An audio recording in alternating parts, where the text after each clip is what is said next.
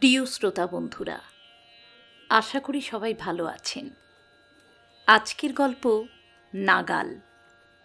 আজকে যে ছোট গল্পটা আপনাদের শোনাতে চলেছি তার বিষয়বস্তু হলো একজন প্রৌঢ় মহিলার জীবন দর্শন। আসলে সত্যি কথা বলতে কি, এখন সন্তান সন্ততিরা পড়াশোনাতে ভালো হলেই মধ্যবিত্ত পরিবারের একটা বিদেশ যাবার প্রবণতা তৈরি হয়েছে। শুধু তার নয়, পরিবারেরও একটা প্রচ্ছন্ন মদত থাকে সে বিদেশেই সেটেল করুক। এটা যে একেবারে ছিল না তা বলবো না, তবে বর্তমানে একটা চল হয়ে দাঁড়িয়েছে। কিন্তু এই বিদেশ বিভুঁইয়ে গিয়ে ছেলেমেয়েরা সত্যিই কতটা ভালো আছে, কোনো সমস্যায় পড়ছে কিনা, এগুলো নিয়ে সেভাবে আলোচনা হয় না। সেই আলোকপাত না হওয়া সামাজিক দিকটাই ফুটে উঠেছে এই গল্পটিতে। লেখক রাজেশ গঙ্গোপাধ্যায়। গল্পটি 23শে ফেব্রুয়ারি 2025 সালে আনন্দবাজার পত্রিকাতে রবিবাসরীয় সংখ্যায় প্রকাশিত হয়। গল্পটি শুনুন, আশা করি ভালো লাগবে। নমস্কার।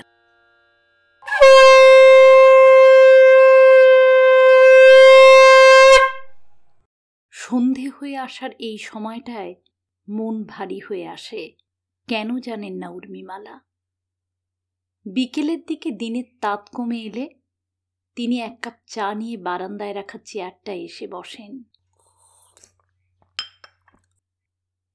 সামনে বাঁধাহীন ধুধু অনাবাদি জমি, বিশাল ভেড়ি আর আকাশের সামিয়ানা। দূরে অট্টালিকার জঙ্গলের আবছা স্যালুয়েট।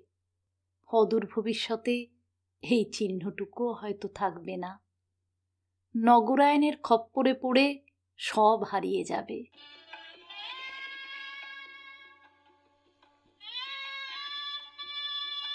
বেলঘরিয়া যে বাড়িতে বিয়ের পর এসে উঠেছিলেন, আজ উর্মিমালা সেই গৃহস্থ বাড়িটার কথাই বারবার মনে পড়ে যাচ্ছে।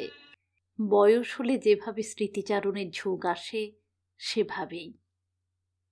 সামনের ছোট বাগানটায় কত গাছ লাগিয়েছিল অখিলেশ।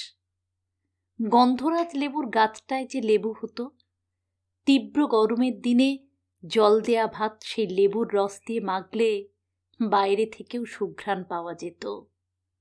জবা, কলকে, কাঞ্চন, এমনকি একটা শিউলি গাছও ছিল। বাগানের জায়গা কম পড়ে যাওয়ায় ছাদও দখল হয়ে গেল হরেক রকম টবে। বড় ভালোবেসে দোতলা বাড়িটা বানিয়েছিলেন। একমাত্র ছেলে অমিতেশের বিয়ে থা হলে একটা ভরা সংসার হবে, এই স্বপ্ন দেখা ছিল অখিলেশের প্রিয় শখ। উর্মিমালাও স্বামীর ভাবনারেখা বরাবর চলতেই অভ্যস্ত ছিলেন। সূর্য পড়ে এলো দিগন্তের ওই পারে। রাস্তায় আলো, বিলবোর্ডের নিয়ন আলো জ্বালিয়ে শহর যখন অন্ধকারকে আর বিশুদ্ধ হতে দেয় না, সেই কৃত্রিমতা উর্মিমালার বড় প্রকট মনে হয়। তিনি ঘরে চলে আসেন, বই নিয়ে বসেন। আগে পড়া বইও আবার পড়তে পড়তে ডুবে যান গভীরে। কখনো ফোন করে অমিতেশ বা ওর অবাঙালি বউ মিত্রা। খুদে পাপাইকেও ঠাম্মির সঙ্গে কথা বলায় মিত্রা। উর্মিমালার ভালো লাগে, কিন্তু উনি জানেন প্রত্যাশার গাছের শিকড় অনেক দূর পর্যন্ত ছড়িয়ে দিতে নেই। ইচ্ছে হয় পাপাইটাকে কোলে নিয়ে আদর করতে, সামনে বসিয়ে ওর আধো আধো বুলি শুনে গড়াগড়ি খেতে। ও দুরন্তপনা করে কোনো কিছু ভেঙে ফেললে বা ছিঁড়ে ফেললে আবার সেসব গুছিয়ে রাখতে। কিন্তু আজ এই সবেগে ছুটে চলার যুগে ইচ্ছাও তো একটা ট্যাবলেটের মতো, নির্দিষ্ট ডোজ মেনেই গ্রহণ করতে হয়। বেশিও নয়, কমও নয়। অগত্যা উর্মিমালা একাকিত্ব থেকেই জীবনের যতটুকু রস শুষে নেওয়া যায় নিতে থাকেন।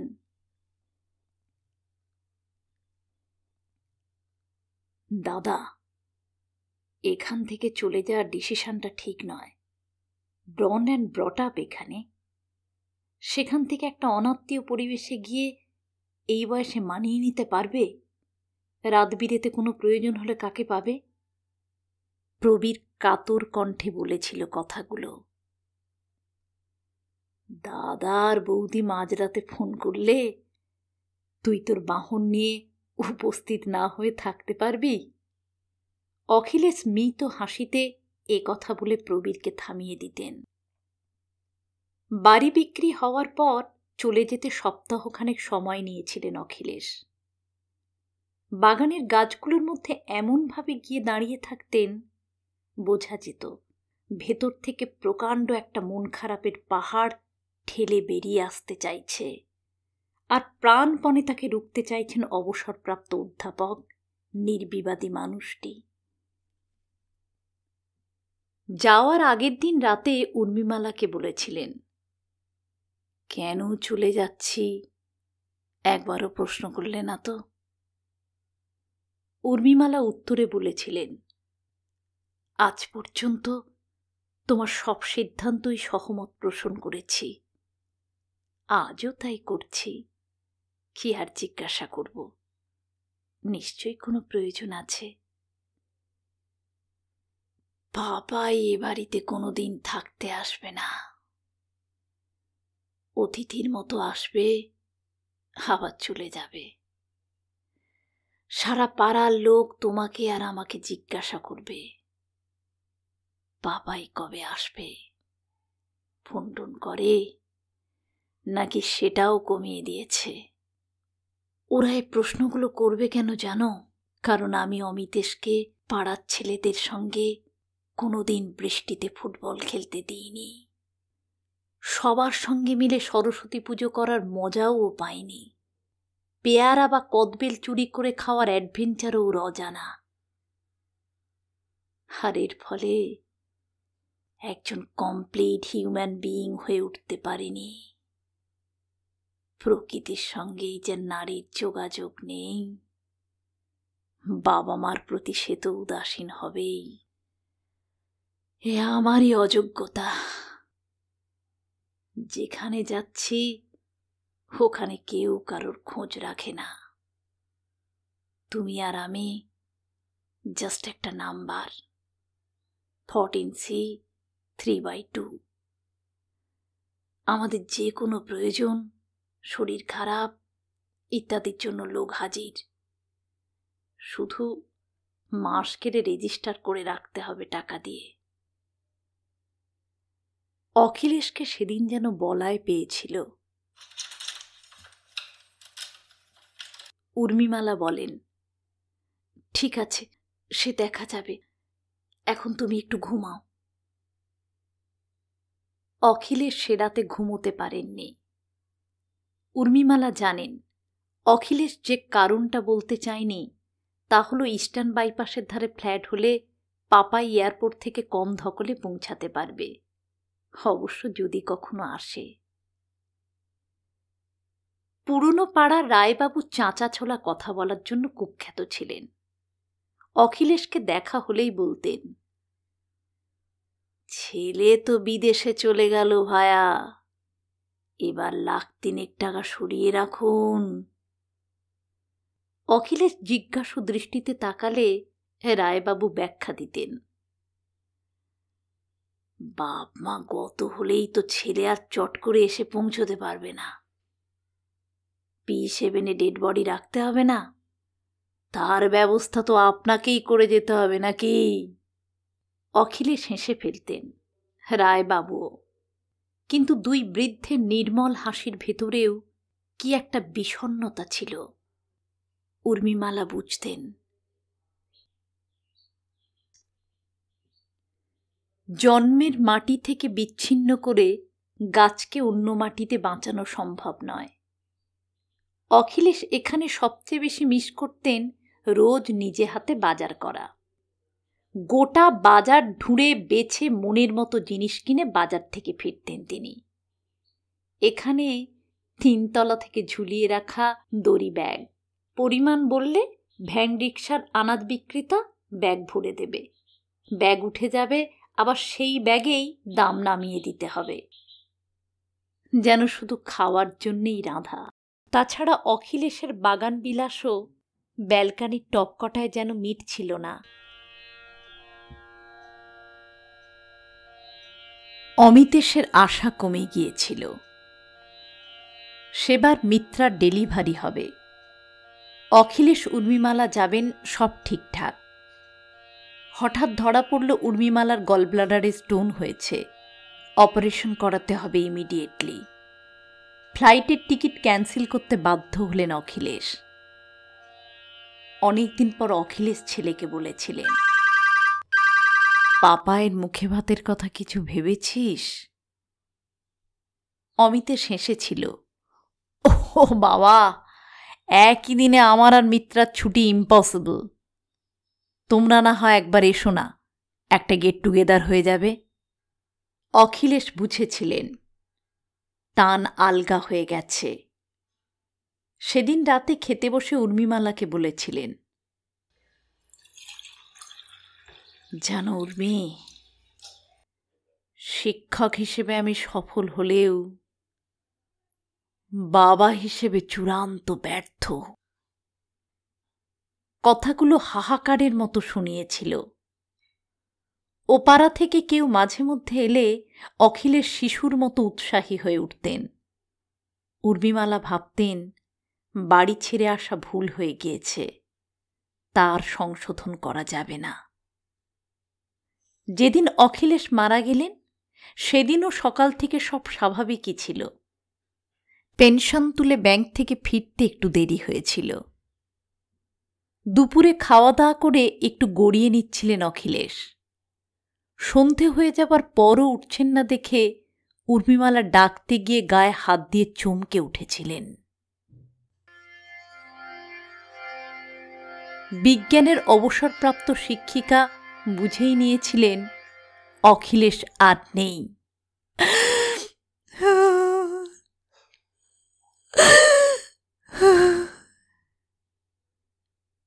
প্রচণ্ড কান্না পেয়েছিল, কিন্তু তার চেয়েও বেশি উদ্বেগে স্তব্ধ হয়ে ফোনটা হাতে নিয়ে ডায়াল করেছিলেন প্রবীরের নাম্বারে, সোদপুরে ছোট ভাই বিমলকে আর দেওরপোকে। অনেক পরে মনে পড়েছিল অমিতেশকে জানানো হয়নি। অমিতেশ কাজের আগের দিন মাঝরাতে এসেছিল, কাজের পরদিন ভোররাতে ফ্লাইট। অমিতেশ কর্তব্যটুকু করেছিল। মিত্রা ফোন করে সহমর্মিতা জানিয়েছিল। ব্যাস, মায়ার বাঁধনের এই গণ্ডিটুকু পেরিয়ে উর্মিমালা একা হয়ে গেলেন। আত্মীয় পরিজনরা কেউ বলেনি, দিদি আমার বাড়িতে কদিন থাকো, বা কাকিমা আমাদের ওখানে চলো।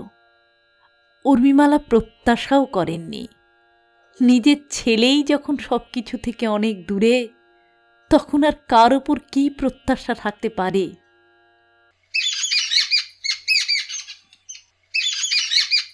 সেদিন ভোরবেলা রোজকার মতো 5টায় উঠেছেন উর্মিমালা। হাঁটতে বেরুবেন, চা করছেন কিচেনে। ফোনটা বেজে উঠল। অসময় ফোন এলে ধক করে ওঠে বুকের ভেতরটা। স্ক্রিনে ভাসছে মিত্রা কলিং। কেন জানেন না, ফোনের দিকে হাত বাড়াতে গিয়েও থমকে গেলেন উর্মিমালা। কল কেটে গেল। আবার কল ঢুকল।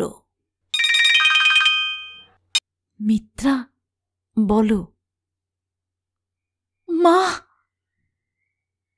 মিত্রার গলার স্বরটা কেঁপে গেল। কি হয়েছে মিত্রা? অমিত ইজ নো মোর।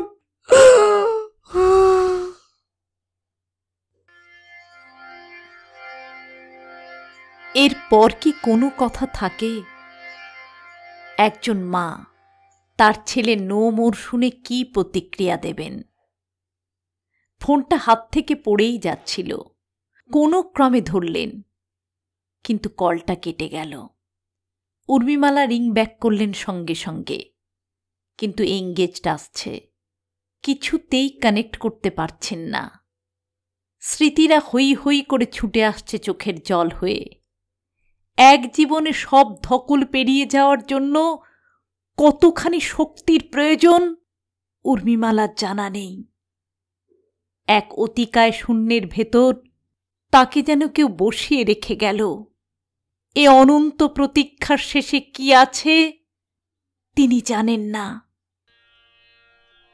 নিথর হয়ে আসা বোধের ভেতর নিঃশব্দ পতনে ঝরে পড়ছে একটার পর একটা পাতা।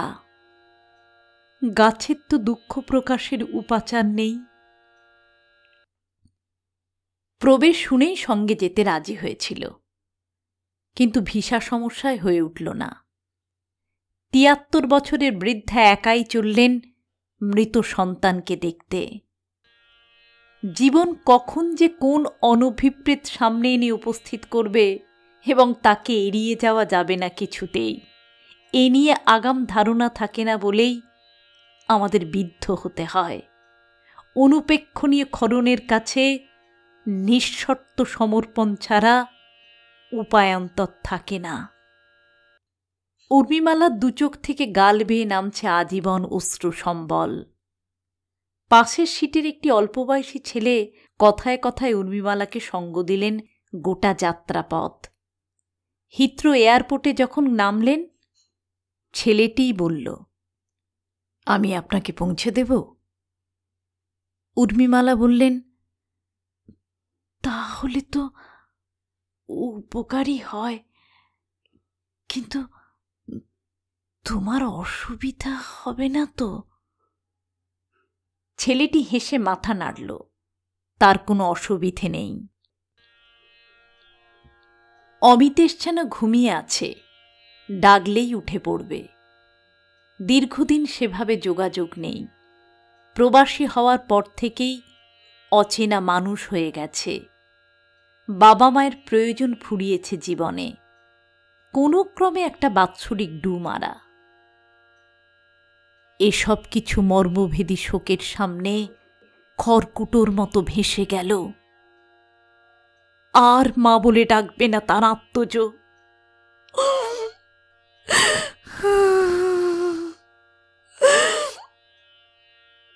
উর্মিমালা ভেঙে পড়লেন বাঁধ ভাঙা কান্নায়। ভেজা চোখে মিত্রা এসে পিঠে হাত রাখল। ওদের বিদেশি প্রতিবেশীদেরও চোখে জল। শোক মানচিত্রের বেড়া মানে না। মা, আপনি চাইলে পার্মানেন্টলি এখানে চলে আসতে পারেন। মিত্রার কথা শুনে বিশ্বাস করতে পারছিলেন না উর্মিমালা। আপনার ছেলে অনেকবার ভেবেছিল এই প্রস্তাব দেবে, কিন্তু দেশ থেকে এখানে আপনারা আসবেন কিনা এ নিয়ে ওর মনে সংশয় ছিল। মিত্রা থামল। উর্মিমালা মনে মনে বললেন, থামলে কেন মিত্রা? বলো, আজ তোমার সব কথা প্রাণ ভরে শুনি। কিন্তু কিছু মনে করবেন না মা, আপনাদের বাঙালিদের মধ্যে একটা অদ্ভুত পিকিউলিয়ার প্রেজুডিস আছে। ছেলেকে এরকম লেভেলের এডুকেটেড বানালেন, তার টেরিটরি হয়ে গেল হোল ওয়ার্ল্ড, কিন্তু যখন সে নিজের কেরিয়ার নিয়ে অকুপাইড হয়ে পড়ল, ব্যাস অমনি আপনাদের মনে হতে লাগলো ছেলে পর হয়ে গেল। উর্মিমালা চুপ করে শুনছিলেন মিত্রার কথা। আপনাদের ছেলে আপনাদের খুব মিস করত মা। আমার হাজব্যান্ড, পাপায়ের ড্যাড, তারপরেও তো আপনাদের একমাত্র ছেলে। ও কখনোই ইগনোর করত না। হয়তো আপনারা অ্যাকম্পানি দিলে ও ড্রিঙ্ক করাটা একটু কমানো যেত। স্ট্রেস কমাতে অল্প থেকে লিমিটলেস হয়ে পড়েছিল। আর আমার ছেলেটা এই বয়সে গ্রেট লস ফেস করছে। এটা নাও হতে পারত। মিত্রাকে অ্যাকিউজড করছে আমাকে, অখিলেশকে, ভাবছিলেন উর্মিমালা। পরক্ষণেই তার মনে হলো, ছি, এ সময় একজন স্ত্রী তার মানসিক যন্ত্রণা শেয়ার করছেন, আর তিনি স্বার্থপরের মতো অন্য মানে খুঁজছেন। অমু তো তারও ছেলে। উর্মিমালার মনে হল, আত্মপ্রতিষ্ঠিত এক নারী হওয়া সত্ত্বেও জীবনে কোনোদিন তিনি অখিলেশের বিরুদ্ধে কোনো কথা বলেননি।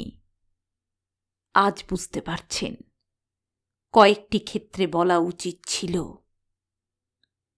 সবাই একসঙ্গে থাকলে কে বলতে পারে তাকেও একের পর এক ধাক্কাগুলো পেতে হতো না। অখিলেশ চলে গেল, অমুও চলে গেল, সব যন্ত্রণা তার তো একারই। না, এবার অন্তত তিনি মনের ডাকে সাড়া দেবেন। তিনি মিত্রার পাপায়ের সঙ্গে থাকবেন। এভাবে গিঁটগুলো খুলতে থাকলে একদিন এমন আসবে যেদিন আর অর্জন বলে কিছুই থাকবে না। সবই বিসর্জনের তালিকায়। যতটুকু আটকানো যায় চেষ্টা করে দেখাই যাক না। আমি চলে আসব মিত্রা, তুমি ব্যবস্থা করো, দৃঢ় গলায় বললেন উর্মিমালা। আমি সব ব্যবস্থা করে নিজে গিয়ে আপনাকে নিয়ে আসবো মা। ওখানকার প্রপার্টি সেল করতে হবে না, কলকাতায় আমাদের একটা শেল্টার থাকুক। উর্মিমালা মাথা নেড়ে সায় দিলেন। আজও উর্মিমালা দিন গুনছেন। এই বুঝি মিত্রার ফোন এলো।